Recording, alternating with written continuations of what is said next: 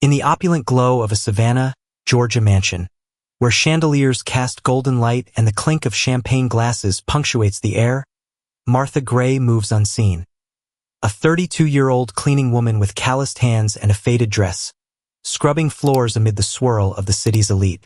The evening hums with privilege until Lilian Davis, the sharp-tongued hostess, spots her. With a smirk and a shove, she thrusts Martha toward an antique grand piano, her voice dripping with scorn. "Play us something, maid. Give us a laugh." The room erupts in chuckles, eyes gleaming with the promise of humiliation, expecting a stumble, a falter, a fool. But the keys beneath Martha's trembling fingers tell a different story. On a crisp, clear evening in Savannah, Georgia, the grand ballroom of the historic Ashcroft mansion shimmered with opulence and anticipation. The space was magnificently appointed. Towering crystal chandeliers cast a soft, ethereal glow over polished marble floors, and the air was infused with the delicate aroma of rare, expensive perfumes that mingled with the subtle, lingering scent of fresh flowers arranged in ornate vases. Clinking crystal glasses and the low hum of refined chatter filled the room as the local elite, dressed in designer gowns and sharply tailored suits, milled about, their laughter and whispered remarks weaving a tapestry of exclusivity and superiority. Amid this carefully curated display of wealth and cultural refinement, nearly unnoticed by the glittering crowd, Marta Grey, a 32-year-old cleaning lady wearing a faded, once neat uniform, endured her daily duty with quiet dignity. She moved methodically among the guests, her presence marked only by the soft swish of her mop and the muted sound of her footsteps on the polished floor. With her worn shoes and tired eyes that betrayed years of hardship, Marta worked diligently, her every movement reflecting a life of unspoken sacrifice. As she scrubbed the floor with determined care, the sweeping murmur of the party provided a stark contrast to her solitary, uncelebrated labor. In a corner of the grand ballroom, where golden light pooled and shadows danced, Lilian Davis, a sophisticated, imperious socialite resplendent in an elegant gown and adorned with sparkling jewels, discovered Marta. With a cool, calculated gaze and a mocking smile playing on her perfectly shaped lips, Lilian approached the cleaning lady. The clinking laughter of nearby guests hushed as Lilian's haughty voice cut through the ambience, laden with condescension. "Hey, cleaning lady, why don't you entertain us? Go on, play something on the piano." Her tone was laced with scorn, and the remark, though delivered as a jest, carried an unmistakable edge of cruelty. At that moment, a ripple of amusement passed through the assembled crowd. Some of the guests exchanged dismissive glances and stifled chuckles, whispering among themselves about the funny servant who was suddenly thrust into the spotlight. Lilian, still smirking, deliberately gestured toward an imposing, antique grand piano that stood at the far end of the ballroom, a relic of a bygone era with an ivory finish and elegantly carved legs that testified to its storied past. With a dismissive wave of her hand, she practically shoved Marta toward the instrument, as if expecting a bumbling failure rather than any true talent. The tension in the hall grew dense like a heavy fog as Marta hesitated, her heart pounding in her chest. The sharp contrast between the refined setting and her own modest, threadbare attire was starkly clear. Every eye in the room seemed trained on her as she approached the piano. Despite the levity of the mocking laughter, Marta's expression was one of quiet sorrow and defeat. Yet underneath that sorrow lay a simmering, barely contained resolve. Her hands, thinner than those of the well-to-do partygoers and calloused from years of labor, began to tremble as she reached for the piano bench. The luxurious, almost intimidating, instrument loomed before her, its glossy surface reflecting the sparkling chandeliers above. For a long, charged moment, time seemed to suspend. The delicate notes of a piano's silence filled the air while the whispering crowd leaned in, anticipating humiliation or clumsy performance. But in that frozen second, as her trembling fingertips hovered over the keys, something shifted within Marta. In her eyes, hidden from the oblivious laughter of the elite, there flickered a hidden spark, a long-forgotten remnant of a prodigious past. It was known only to those who had witnessed her in quieter moments. Marta, once a young musical prodigy, had studied at a conservatory before life's harsh realities forced her into obscurity. Now, faced with the degrading challenge imposed by Lilian's cruelty, that buried talent stirred. Yet the room held its breath as Marta, with a measured, nearly imperceptible determination, slowly lowered herself onto the piano bench. Her slender hands, still trembling from the cold and the sting of humiliation, settled in position.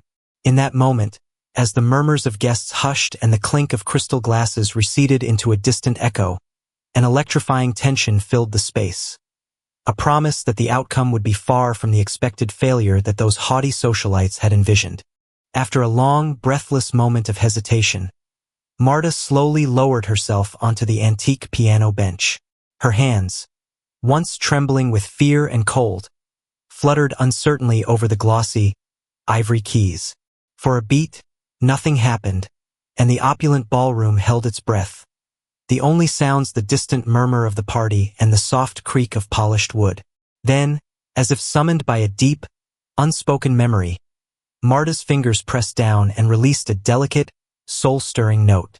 With quiet determination, she began to play a Chopin piece, a nocturne that seemed to echo both the quiet sorrow of a lost past and the tender hope for a brighter future.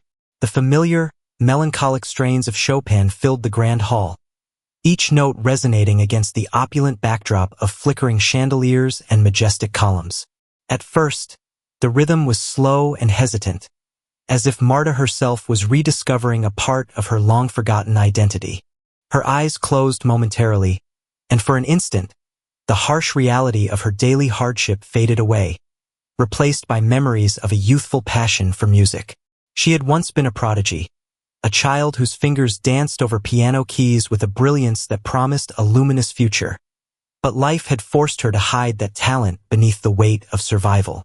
As the notes rippled through the air, the once mocking laughter of the guests transformed into an uneasy silence. Conversations waned, ornamental glasses paused mid-chink, and even the haughty laughter of the elite, echoing moments before, died away as if drowned by the haunting melody.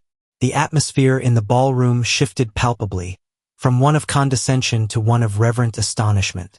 Guests exchanged glances, some frowning in disbelief and others leaning forward, their eyes wide with a mixture of shock and admiration. Even Lilian Davis, who had sneered moments earlier, now stood rooted, her once assured posture faltering as she realized that the cleaning lady before her was about to shatter every prejudice with the power of music. Marta's playing grew in confidence. Gone was the tentative hesitancy. In its place emerged a striking control over the keys. The notes flowed with a mastery that belied her modest existence, each melody a whispered secret of sorrow, resilience, and unfulfilled dreams. It was as if every tear shed in the shadows of a lifetime of obscurity had been transformed into sound, each chord resonating with the purity of a heart both broken and defiant. The entire room seemed to pause as the delicate strains gave way to a more profound emotion, a powerful, original composition rising from deep within her. As the familiar cadence of Chopin faded into the background, Marta hesitated, her gaze flickering to the spellbound faces before her.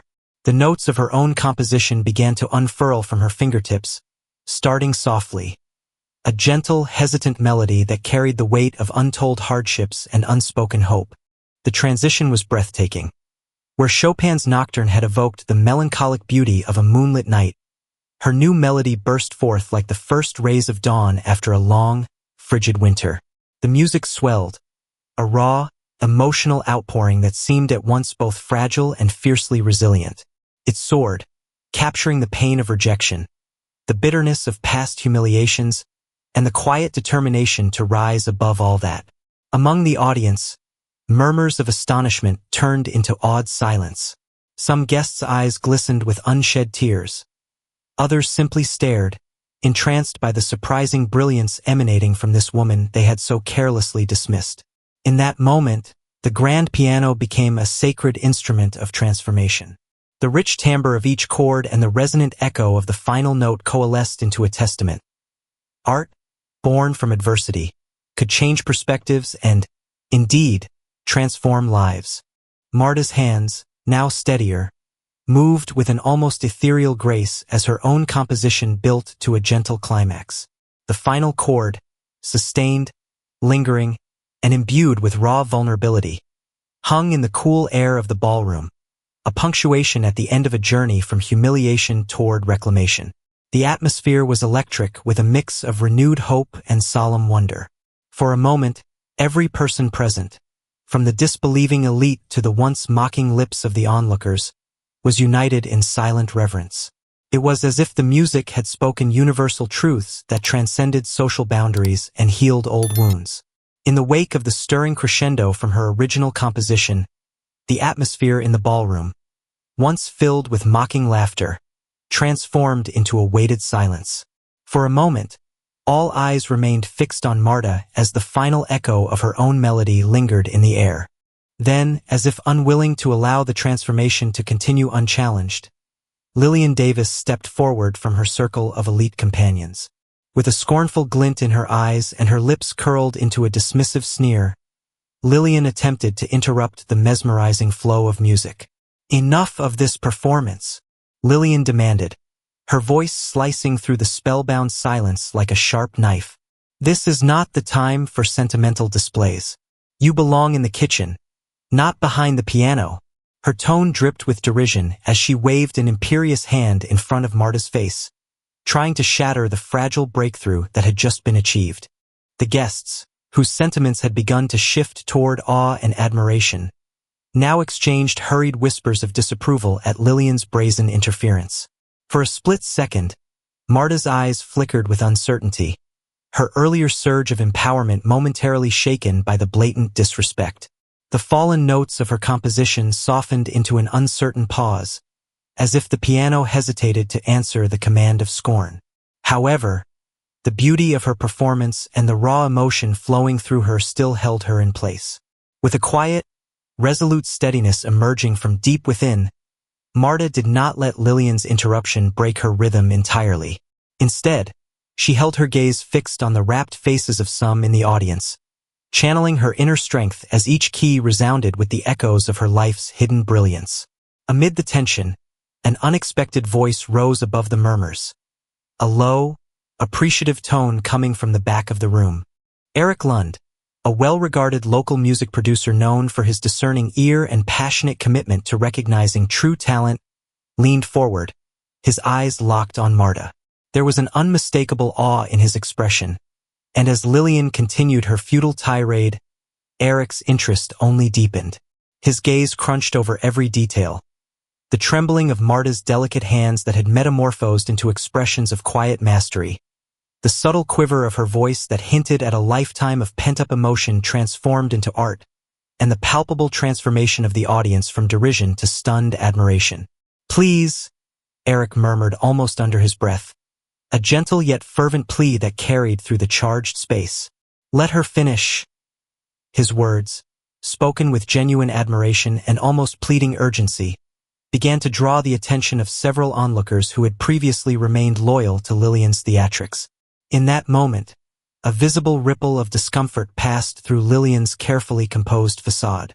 Her eyes flashed with irritation and a dawning realization that her attempt to curtail the performance might, in fact, be a mistake, one that could irreparably tarnish her standing among the very elite she once commanded.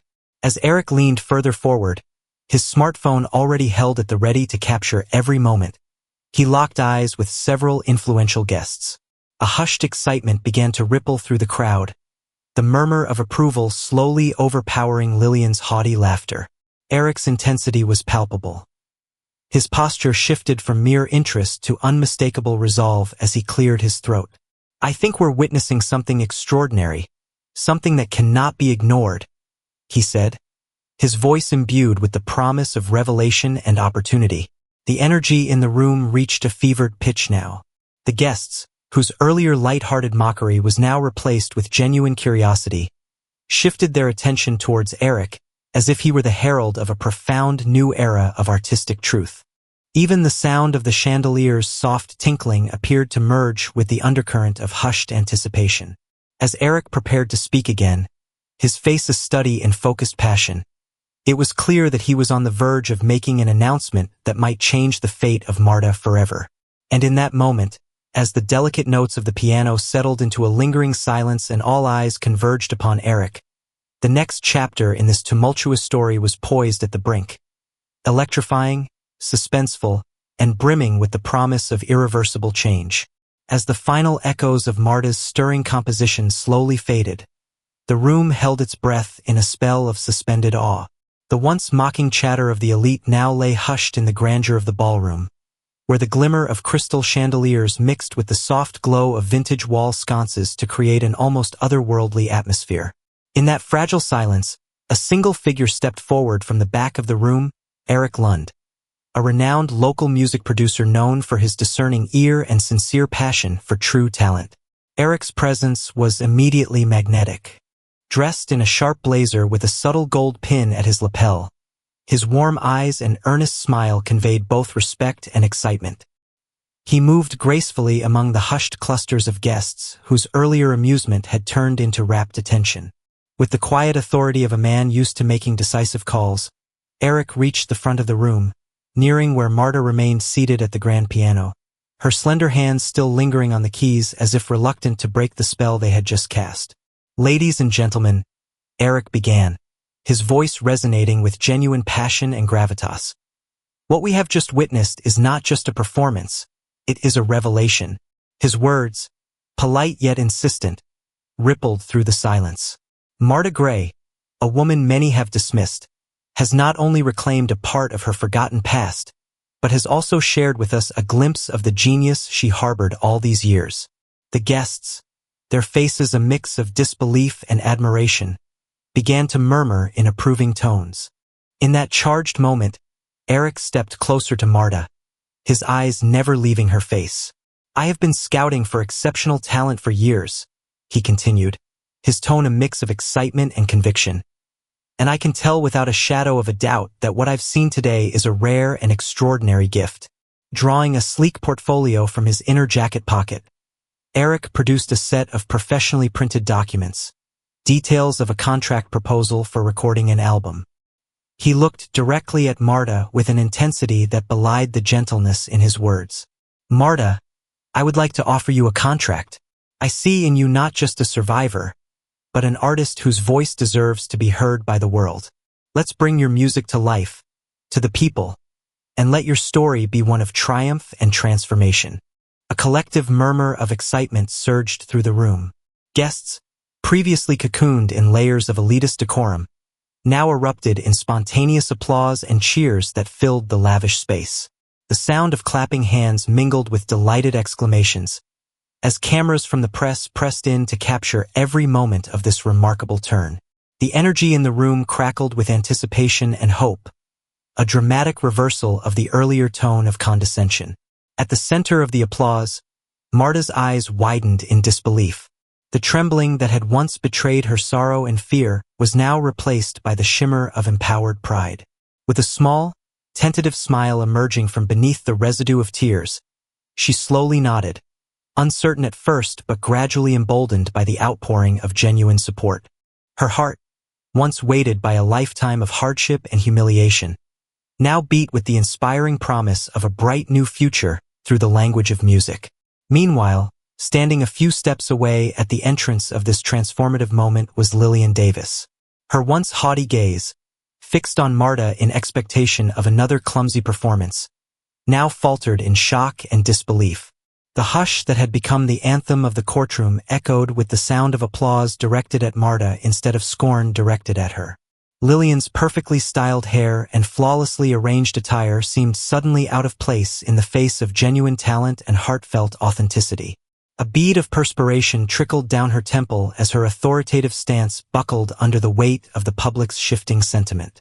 Unable to contain her dismay, Lilian attempted to hurl a disparaging remark aimed at undermining the moment, but her voice, once so commanding, faltered and died on her lips. The audience's eyes, brimming with admiration for Marta and respect for Eric's candor, turned away from Lilian's clumsy interjection. In that instant, Lilian's facade of control and elitist superiority crumbled, leaving her isolated, her influence and reverence among the guests evaporating like mist in the early morning sun. Eric's proposal and the ensuing celebration of Marta's performance had not only upended the expectations of the party, but were also rewriting the social order of the evening. The powerful contrast between the raw, transcendent beauty of Marta's musical skill and the shallow cruelty of Lilian's earlier behavior marked a dramatic pivot in the night's narrative.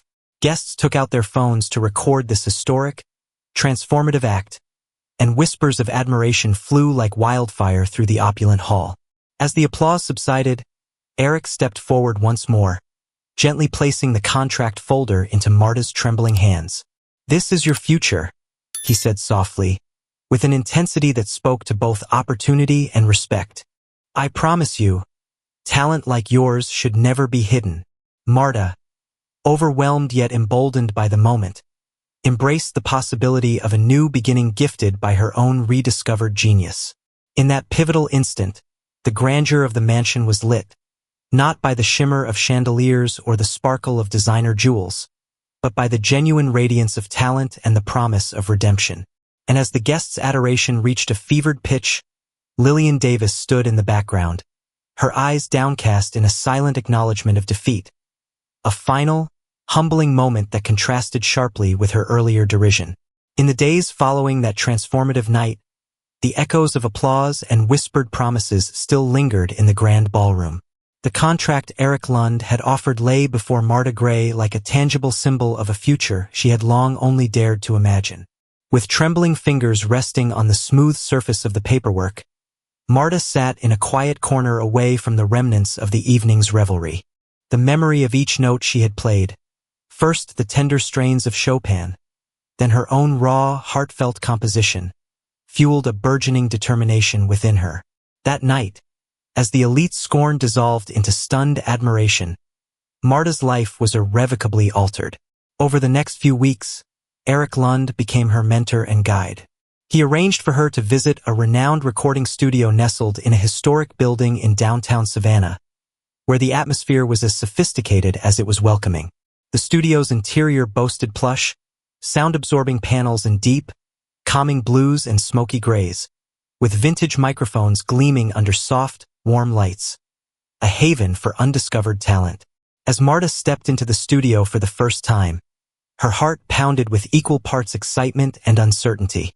The polished floor beneath her feet, the gentle hum of equipment, and the subtle background strains of an acoustic guitar all seemed to whisper that here, her talent could finally be heard. Eric greeted her with a reassuring smile. "Marta, today is a new beginning. Let your music speak for you," he said, his voice gentle yet filled with conviction. He led her to a small yet state-of-the-art isolation booth.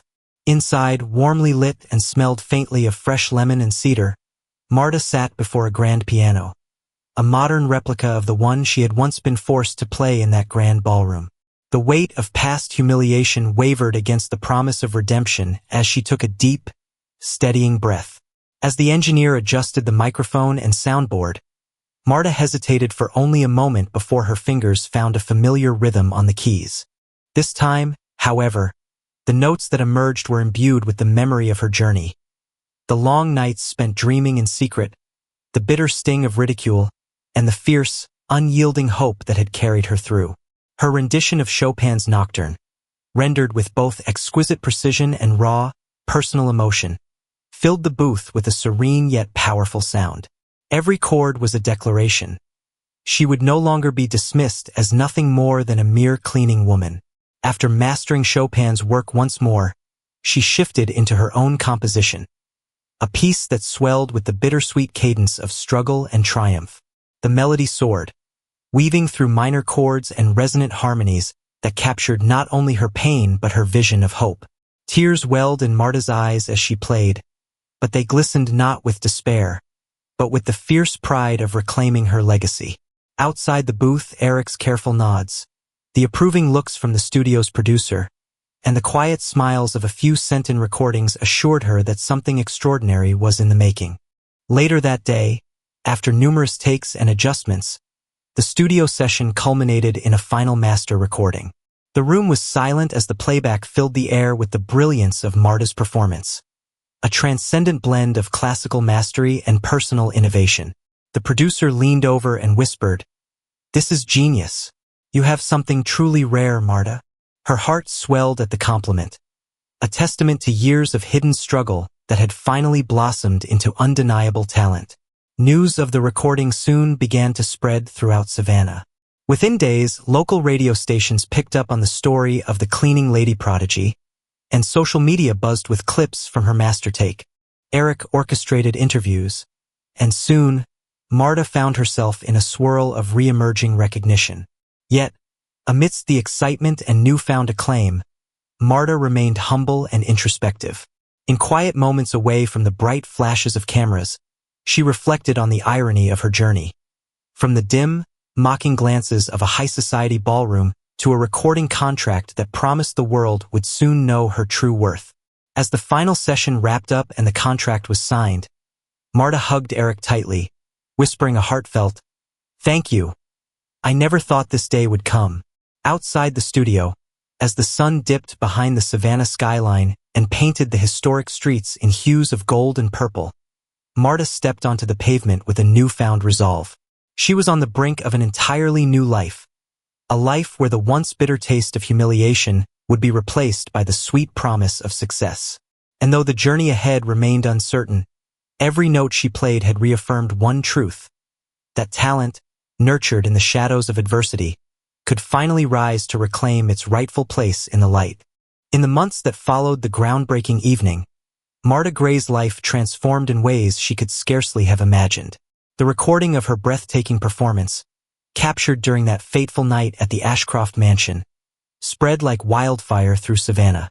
Local radio stations, enchanted by the story of a humble cleaning lady who revealed her hidden musical genius, began playing clips of her soulful rendition of Chopin and her original composition. Social media exploded with praise and shared videos, and soon, articles in high society magazines and community newspapers hailed her as the cleaning lady prodigy who had defied convention and reclaimed her voice. The popularity of her music paved the way for new opportunities. Eric Lund, the discerning music producer who had first recognized her talent that night, organized a series of studio recording sessions. Under his expert guidance, Marta recorded her debut album, a collection of pieces that blended classical mastery with the raw, emotional power of her personal journey. Critics praised the album as an authentic masterpiece that not only showcased her brilliant piano skills, but also captured the depth of her struggle and triumph over a lifetime of hardship. With each track, Marta poured her heart and soul, and listeners from every corner of Savannah, and eventually beyond, found solace and inspiration in her music. The success of her album quickly translated into financial stability. With her newfound earnings, Marta was finally able to break the cycle of poverty that had haunted her for years. In a ceremony that was both intimate and public, she purchased a spacious, charming apartment in a respectable neighborhood, a place where she could rebuild her life with dignity and security. At the home closing, Marta held the keys tightly in her hand, a tangible symbol of a dream that had once seemed impossible. As she turned the key in the new lock, she remembered the biting words of that winter evening and smiled quietly, knowing that every act of cruelty had led to this moment of redemption. Meanwhile, the fallout from that night in the Ashcroft mansion continued to ripple through Savannah's elite circles. Lilian Davis, once an influential hostess in high society, found herself increasingly ostracized as the story of Marta's triumph spread. The socialites who had once snickered at the prospect of using a cleaning lady as entertainment now regarded Lilian's insensitive remark as a stain on their shared conscience. Invitations to high-profile events dwindled, and whispers of scandal haunted her reputation like a persistent ghost. Whereas the elite once reveled in their haughty superiority, they were now forced to confront the consequences of their callousness. In boardrooms and salons alike, discussions about genuine talent and the true meaning of artistry replaced superficial gossip. The broader community, too, responded to Marta's success with a sense of transformative hope. Activists and local leaders cited her story as a vivid example of how an individual could defy societal expectations and turn pain into empowerment. Public forums, school assemblies, and even city council meetings increasingly focused on themes of resilience and equal opportunity. Savannah itself began to buzz with quiet conversations about fairness and second chances, and many saw in Marta's evolution the promise that every person deserved a chance to rediscover their hidden potential. One crisp winter evening, several months after her triumphant rise, Marta hosted a small celebration at her new apartment.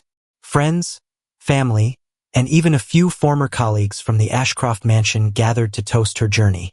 In a moment of reflective clarity, as the room filled with laughter and soft music, she shared a heartfelt message.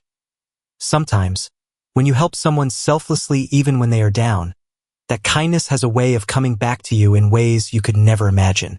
Today, I stand here not just as a musician, but as living proof that genuine care and perseverance can turn life's harshest moments into the stepping stones of a better tomorrow. Her words resonated deeply with those gathered. The room fell silent for a moment before cheers broke out, and even the walls of her modest yet now comfortable home seemed to echo her message. Outside, in the gentle hum of Savannah's evening, the city buzzed quietly about the miracle of the cleaning lady prodigy, a story that connected the humble with the elite and rewrote the narrative of despair into one of triumph and hope. I hope you enjoyed this story. Leave a comment, sharing your thoughts about it. Don't forget to like the video and subscribe to the channel so you won't miss new and equally exciting stories. See you in the next video.